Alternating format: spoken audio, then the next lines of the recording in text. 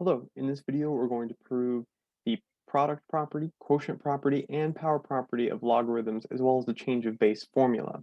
So in mathematics, you wanna take just a generic case and prove it for every single case there is. So while you won't be tested on this, it's always good to kind of see how a proof in math can be written. So here we have the product property of logarithms. So to prove this, let's go ahead and for my proofs here, so we can follow them, I'm going to draw arrows. Each arrow will be an independent line from the one above it. So here we've got let log base b of x equal m. So by saying that, we're just saying that log base b, whatever b and whatever x are, it's equaling some amount m. And we've got log base b of y equal to n. So from there, we can use the equivalence, how we go from logarithms to exponents. There we can say that we've got that x is then going to be equal to b to the m, and y is going to be equal to b to the n. So again, just using the equivalence between those two.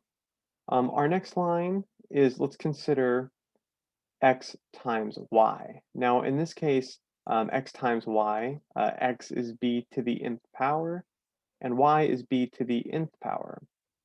So from there, b to the nth power times b to the nth power, that is just b to the m plus n power.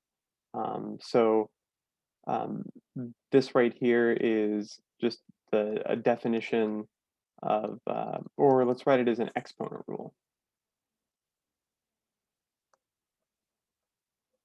All right, so next line here is we can say that we can convert this x is equal to y and b to the m plus 1. If we write it as a logarithm, right, then that means we would have log base b of xy equal to m plus n. Lastly, we can sub in the values for m and n. So the above equation becomes log base b of x times y, and that is equal to log base b of x plus log base b of y. And there is our proof. A little box is drawn to show that we have started with something that we knew and worked down and proved our end goal, which was that equality. Here, we're going to prove the quotient property of logarithms. So like we did above, each one of these arrows indicates a line of the proof. We're going to go ahead and define log base b of x. We're going to let this equal some value m, and we're going to have log base b of y equal some value n. So we're going to go ahead and remember that if we wanted to go from logarithmic form to the exponent form, that would mean that this becomes x and then b to the nth power. Here, this is y equal to b to the nth power. So now we want to go ahead and take the equation that we want to prove. Notice we have x divided by y. So if we start with that, x divided by y, and we substitute the values of m and n, or the values of x and y, we have b to the nth power. That's equal to b divided by n. This is the same thing as b to the nth minus n power, so m minus n. And then, recall this is an exponent rule. Okay, our final line would be, we're going to take this exponent, this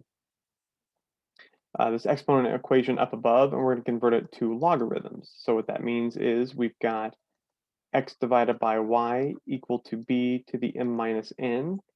And then when we convert that to a logarithm, we've got log base b of x divided by y, and that's going to be be, it's going to be m minus n. So from there, our very last step is sub n, m, and n. So our last equation becomes log base b of x divided by y, and that is equal to, what do we say, log base b of x minus log base b of y. And there is the proof of the quotient property.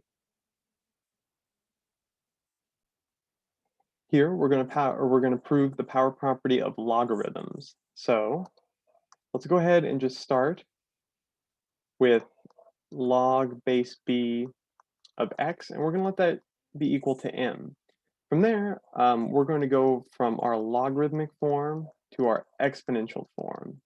So once we do that, we're going to end up with x is equal to b to the m power. So again, just using the definition to go in between there. Our next line here is we want to raise x equal to the bm to b to the mth power to the p power. So we're going to raise this to the p power, and what that means is on both sides we're going to apply p to the top here. So what that's going to look like is x to the p, and that's going to be equal to b to the m to the p power. Now again, exponent rule says that this is just equal to b to the mp. For this case, I'm just going to switch the m and the p. Remember, 2 times 5, 5 times 2, they are the same thing. So again, this right here is an exponent rule. So from there, we now have x to the p is equal to b to the p to the p times m to the power there. So x to the p is equal to b raised to the m times p power. Okay, so once we are here, we're going to convert from our exponent to our log. Again, to convert between these two, that's going to give us log base b of x to the p. That's going to be equal to p to the m. Our last step here would be sub n, underline that, sub n the value of m. So that means this equation now becomes log base b x to the p, and that's going to be p times m, and we have up here that m is equal to log base b of x. And now right there is the proof of the power property of logarithms. Here, we're going to prove the change of base formula. Now, the change of base formula is saying that if you've got log base b, a base of b in your logarithm with an argument x, it doesn't matter what any of these numbers are, that you have this ratio here between log base a of x divided by log base a of b. So this is true for any a that you'd want to choose. Typically, when you solve these problems, you want to choose either the natural log or the common log base of 10, because that is what's on the calculator, and you're able to evaluate these special type of logarithms without having a special button that will do that. Okay, so to do this proof here, let's let log base b of x equal y. So again, just equaling some value y. And now we want to go, whoops, from our logarithm to our exponent form. So again, when we do that, we're going to have x is equal to b to the y power, like so. Now from here, let's go ahead and we're going to take the log base a on both sides. And we're going to do it on both sides of this equation here. So let's go ahead and we'll get that done there. And we'll see what that looks like. So we've got x equal to b to the y power, but now we're taking log base a on this side. Oops. Let's write it a little bit better. So we're taking log base a here, log base a there, Now, it's important to notice here that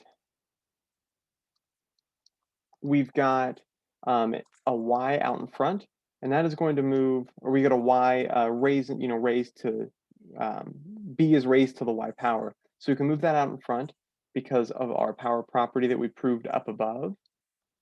And so what that gives us here is y is equal to log base a of b. So now we can get it in terms of y. So if we divide this side by log base a of b, and this side by log base a of b, then our final line here, we have that y, or yeah, let's go ahead and write it like that. Get a different color here. We've got, well, first we can sub in y, but again, like what value are we looking at? Well, we've got that y is equal to log base a of x. That's divided by log base a of b. But again, if we sub in the value for y here, we found that y is log base b of x, like that. Now, it's backwards here, our left and right sides are backwards, but it's still an equality. So the proof holds, and we've shown that regardless of the a that you choose, this change of base formula will hold. Thank you for watching. That was just a little look of how I would go about proving those. You can find the proofs online. You can see the people who have done other things. Thank you for watching.